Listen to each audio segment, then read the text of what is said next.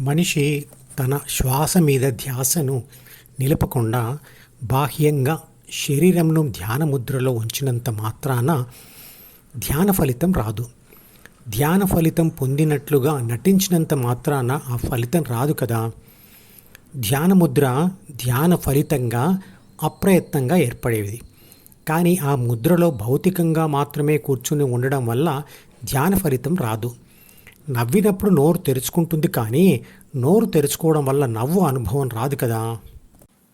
చిత్రపటంలో చూపించిన ఈ ద్వారా డిలోకి చేరిన ప్రపంచ సమాచారంను ప్రాపంచిక ఆత్మ ధ్యాస పెట్టి ఆ సమాచారంను అనుభవించి దానిని విశ్లేషించి ఒక సూచనను అంటే ఒక భావంను డి అంటే జ్ఞాపకాల పుస్తకంలోనే సృష్టిస్తుంది. ఆ భావంతో కోరిక ఏర్పడుతుంది, కోరికతో ప్రయత్నం జరుగుతుంది, ప్రయత్నంతో అనుభవం దొరుకుతుంది. అనుభవంలో ఉన్నప్పుడు శరీరం ఒక ప్రత్యేక పొజిషన్లో ఉంటుంది. దానిని ముద్ర అంటాం. ఏదైనా విషయాన్ని మొదటిసారి చదివినప్పుడు కలిగే అనుమానాలకు లేదా కలిగిన తప్పుడు అర్థాలకు అదే విషయాన్ని 2 లేదా 3 సార్లు చదివితే విషయం లోతులోకి వెళ్తారు కాబట్టి సమాధానాలు అందులోనే దొరుకుతాయి. అదే విషయాన్ని చాలాసార్లు చదివిన తర్వాత కూడా ఎవరికైనా దానిని చెప్పాలంటే మరింత జాగ్రత్త పడుతూ అంటే మరొకసారి జాగ్రత్తగా చదివి మరింత లోతుకు వెళ్తారు. చదివిన ప్రతిసారి దానిని రాసిన వాడి అభిప్రాయానికి దగ్గరగా ఉన్న లేదా అనుగుణమైన అర్థం మనలోనే క్రమక్రమంగా ఏర్పడుతుంది.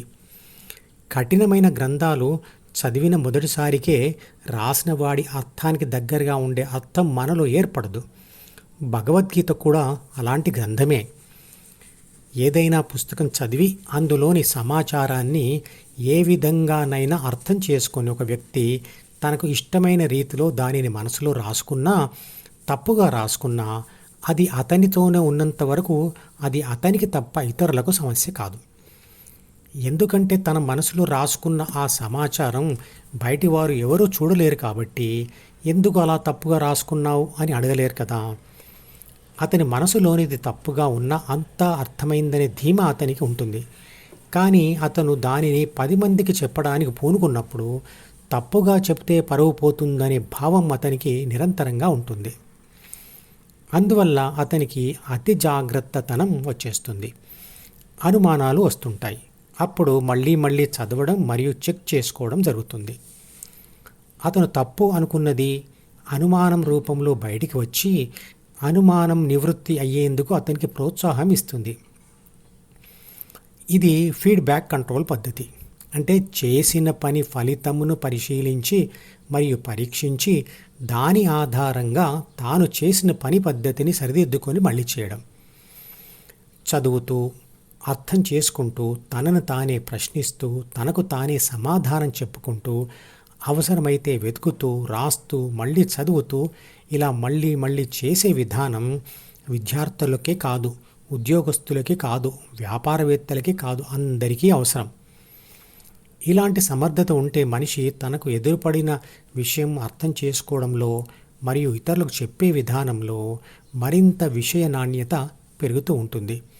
చివరిగా ఇదే లక్షణం ఆ విషయాన్ని అనుభవంతో తెలుసుకోవడానికి దారితీస్తుంది.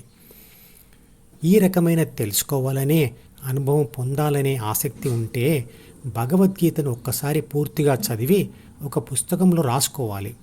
అలా రాసిన దానిని చదవడం మళ్ళీ మొదలుపెట్టాలి. తనను తాను ప్రశ్నించుకోవాలి, సమాధానం వెతకాలి. అలా చదువుతూనే ధ్యాన సాధన కూడా చేస్తూ ఉండాలి. అప్పుడే చదివిన విషయం చదివిన వ్యక్తికి అనుభవంలో కలుస్తుంది. మధుపదం యూట్యూబ్ ఛానల్లోని ప్రతి వీడియోకి ఒక నెంబర్ ఇవ్వబడింది. 1వ నెంబర్ వీడియో నుండి మొదలుపెట్టి వరుసగా చివరి వీడియో వరకు చూస్తేనే ధ్యాన శాస్త్రం సంపూర్ణంగా అర్థమవుతుంది.